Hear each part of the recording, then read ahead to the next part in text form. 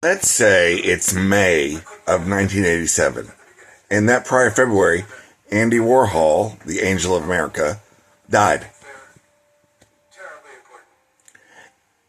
So you go on and you finish school and you have a nomination as the presidential scholar candidate while Ronald Reagan is in office in visual arts.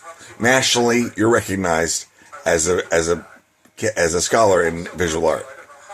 At the same time, you get the President's Art Award at your high school, Interlochen Arts Academy. Then you go on to Connecticut and you work for Philip Grossman. And every weekend you go to New York and you sneak over to the Isamu Noguchi Garden Museum.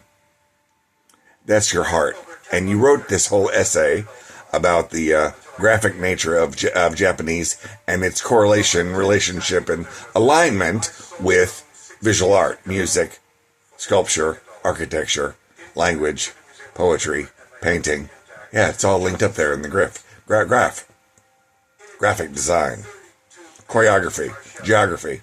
It's all contained in the graph, the grid. Oh, and you happen to be the one about a year later that said, "What is the matrix?" When you get to high school, don't forget when you get to college, after the shenanigans at Philip Grossman's with the graduate students,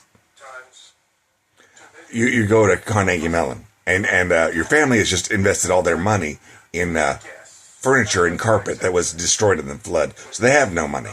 But they're from Saudi Arabia, so they have this reputation that they're incredibly wealthy, and they're not, see? So you get into that school, and when you get there, you've chosen it because you come from a school that's pioneering in the concept of multidisciplinary. Creative writing and sculpture are the same thing. Multidisciplinary.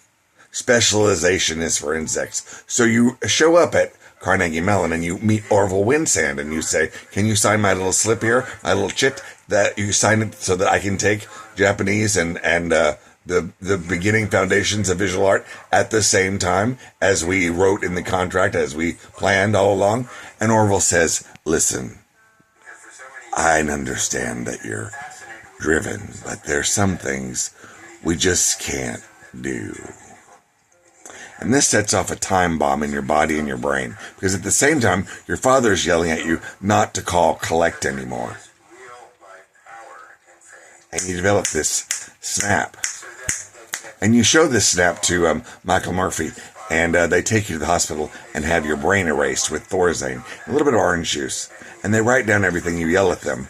All the poetry and all of the injustice that you yell at them, they write it down with a nurse who looks not unlike your actual mom.